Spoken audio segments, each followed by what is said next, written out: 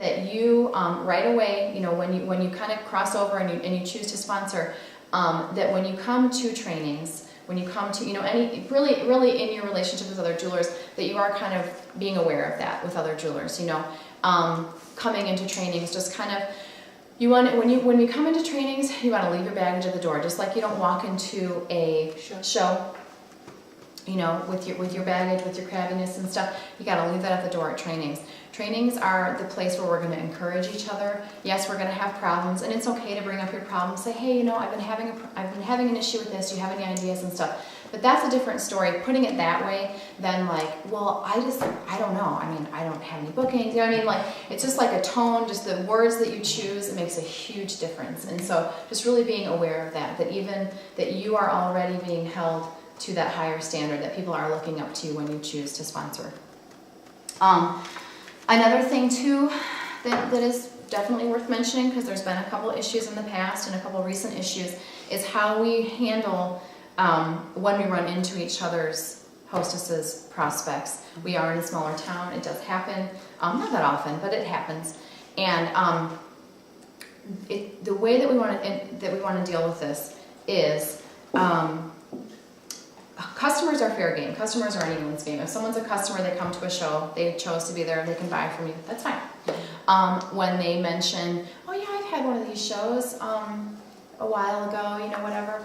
Oh great, well who was your jewelry lady? She was really pretty, tall. I think her name was like Gayla or something. Oh, Gayla, she's great. I love Gayla. You know, well, is it been a while? Do you want to do another show? I can give the hostess her 3 booking bonus tonight, even if you do a show with Gayla and not me. I don't know if you guys know that. You can do that with your hostesses. Okay. So that's how you want to handle that. This doesn't happen very often, but it's our responsibility to try to push hostesses back to their original jeweler. You know, I mean, that's how you would want it to be. Doesn't always work. But it doesn't always work. With you sometimes. But it doesn't always work. It does not always work, because sometimes she went, well, that would be customer. Okay, with hostesses. What can happen, unfortunately, is sometimes if someone has a bad experience with their hostess, or they just kind of connect with you better or something, which is fine, try to put them back to their original jeweler. Try to say, you know, you can have that show with Nikki. She's you know, blah, blah, blah. I can give you the bonus, all that. She says, yeah, you know, I don't want to use you as an example. I'm sorry. No names. Okay. Whatever. She doesn't like me. That's okay. If she doesn't like me, then I'm just kidding. Hey, that could be the case. You know, if she says, no, you know, I just really didn't have the best experience with her or whatever. Be very careful. You don't need to engage. You don't need the reasons. You don't need to know why. You don't want to enter into a gossipy situation. You don't need to know why. You can just cut it off right there, and you can say, well, I am really sorry that you didn't have the best experience, and are you sure you don't want to give her another shot? Because maybe she was just having a bad day. I know she's great. Again, try one more time to kind of build up that jeweler. And if she's really not having it, just say, okay, well, I would be more than happy to be your jewelry lady. We can go ahead and book a show tonight. That's how we should be handling this, okay? It's really important. Yes? Okay, there's a girl at my church, and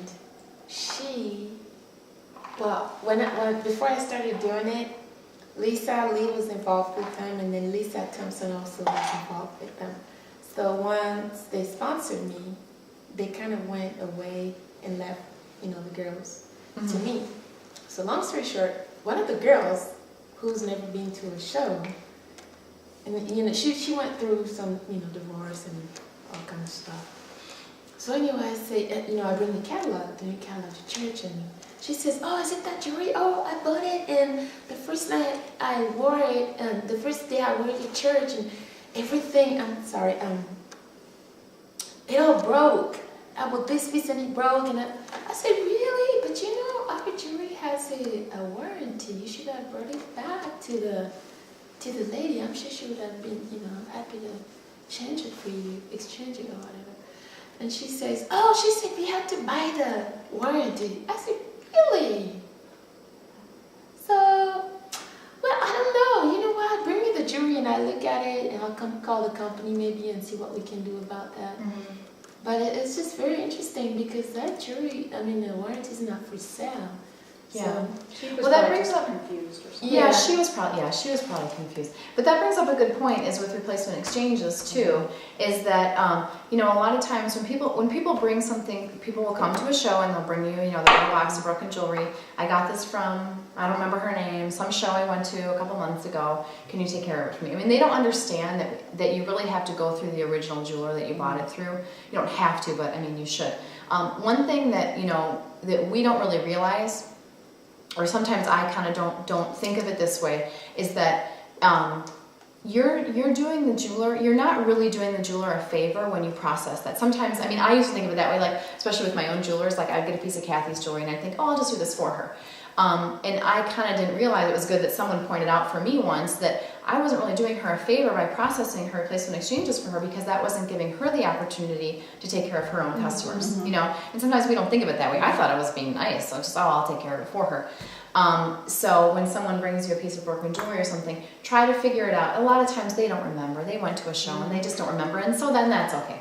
But try to put replacement exchanges back to their original jeweler too, so they have the opportunity. There are a lot of people that become hostesses, end up being sponsored through good customer service, through being she taken wasn't care of like giving that. me the name of the girl, but she said she quit because she had too many people bringing jewelry back. Oh, I know was who it like, is. We'll talk about what? that in a minute. Okay. We'll talk about that. I know who that is. Which But was I'll bring First Church. That's the white church by the East Gate, the white building. Okay. But she's Okay. coming Saturday. I think she's Oh, okay. interested in. Oh, okay. Okay. In dealing with our hostesses, prospects. Prospects are definitely the stickiest because there are situations, you know, with hostesses where people say, I didn't have, and a lot of times, and I don't want to say it's always negative, if they want to book with you, it doesn't necessarily mean that they had a bad experience with their jeweler. Sometimes they just, They just you're like you. Yeah, they just like you. Maybe they liked your show better. You just happen to be standing there with your calendar. Sometimes it's just easier, you know, it's just easier. And that's okay. Just as long as you have a clear conscience and you can say, you know, I did try to give her back to Nikki or Gayla or whoever their original jeweler was, then it's okay. You know, what are you going to do? Then it's okay. Just try, is the general rule. Prospects are the stickiest. They are different. And the thing with prospecting is you can't be very literal about it, because there was a situation with another section of my downline where what we say with when it comes to prospects is if you share, you know, if you've shared the opportunity with someone, you know, all these people that you've been doing your own pieces, which is fabulous. You know, if someone comes to one of these people comes to Nikki's show, and you know, she mentions, yeah, I've kind of been thinking about this. The way that Nikki should handle this is, oh, you have? Great. Well, who was your jeweler? You know, who's been talking to you about it? And she says, oh, Gayla, you know, we sat down with the marketing plan and, you know, we were talking about it, and she was kind of, you know, whatever. Nikki can, if she wants to talk to her a little bit about it, encourage her, she can. We don't have to. I mean, we can just say, oh, that's great. You know, I'll let Gayla know that I met you, and do you have any other questions? Can I let her, you know, is there anything you've been thinking about? Can I have her give you a call? Whatever. If you want to answer questions, by all means, go for it. Just knowing that you are not prospecting her, you're doing it on behalf of, you know. But again, you may not even want to do that, because just leave it up to that jeweler. That kind of depends, you know. But when it comes to the place where people can be sort of black and white on that, and what the situation that came up was when a jeweler, someone came and was a hostess.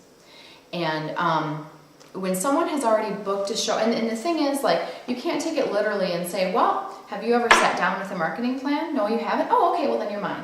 That's not exactly, you know, because the thing with sponsoring is that you build a relationship, and it happens over time. There's no time frame on it. You can be prospecting someone who has no idea that you were prospecting them, but you knew it, you know. You knew it, you know. I mean, you could have come to a show and you could have said, oh yeah, my friend does this and whatever. And if that jeweler would have said, oh, well, has she ever shared the marketing plan with you? And you hadn't. That doesn't mean that you're fair game, you know. I mean, you already have that relationship, and that's why when it comes to the business, you do have to be very, very careful. If someone is someone else's hostess, off limits, okay? And she's at your show and she starts bringing, talking about the business. Well, yeah, I'm kind of thinking about this, whatever. Then you want to say, oh, you already have a show booked with Gayla? Well, can I let her know that you had some questions about the business and she can follow up with you? That's how you want to handle that, okay? Just because someone hasn't already shared their marketing plan doesn't mean that they're not already their prospect.